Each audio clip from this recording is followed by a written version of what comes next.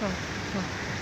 शिक्षक बंधू भगिनींना, प्राथमिक माध्यमिक उच्च माध्यमिक अनुदान वितरण व माध्यमिक पुढील टप्पा अघोषित घोषित संबंधी कॅबिनेटला एकमताने मंजुरी व्हावी यासाठी जनता दरबार या ठिकाणी आरोग्य राज्यमंत्री राजेशजी टोपे साहेब यांना आपण भेटलो. त्यांनी मागील कॅबिनेटला हा विषय झाला होता, येणाऱ्या कॅबिनेटला हा विषय आपण तोडून घेऊ असे ते सांगितले. त्यानंतर लगेच आपण राज्याचे उपमुख्यमंत्री अजितदादा यांना भेटलो. अजितदादा यांनी निवेदन पाहताच हा तर विषय झालेला आहे असं त्यांनी स्वतःहून सांगितलं.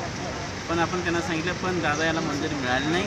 दादांनी म्हटले हो मुख्यमंत्री महोदयांनी 2 दिवस मागितलेले आहेत, येणाऱ्या कॅबिनेटला हा विषय होणार आहे असे दादा सांगितलेत.